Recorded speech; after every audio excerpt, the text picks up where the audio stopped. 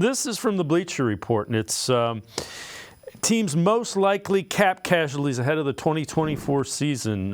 They start with Nick Chubb, owed $15.8 million. Browns would save $11.8 million against the cap by releasing Chubb.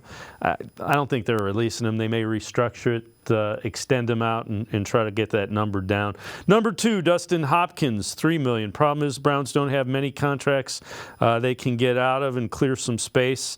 None of Hopkins' $3 million is guaranteed, so they could clear $3 million by parting ways with him.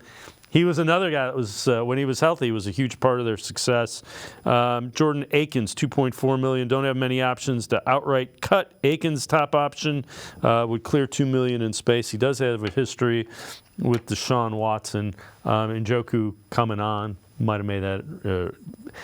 When I look at all of those, I think the most likely scenarios, they find a way to get Chubb's number significantly lower. And again, I'm assuming they think Chubb's coming back and will be healthy. I think they try to get him in the $7-8 million range for a couple of years.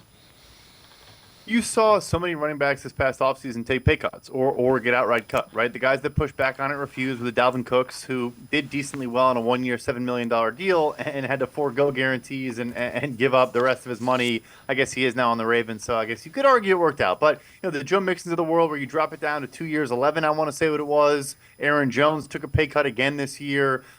So that is kind of the standard now. Even if you play well and are doing well and the team believes in you, they sign these bigger term deals, and by the end of it, the third or fourth year, say, hey, we can't pay you the 10, 11 that you're due. We can pay you 6, 7. And in the old days, running back maybe say, okay, I'll do better than that on the market. Nowadays, they know that's about the best they're going to do. I also think this offseason in particular has a strong free agent class at the position. So I agree with you. An outright cut, especially with the injury and all that, I don't really see that. Because he would, just file an injury. It'd be a whole thing. I don't get into the weeds there. But, yeah, a pay cut for him and maybe some other players I could foresee.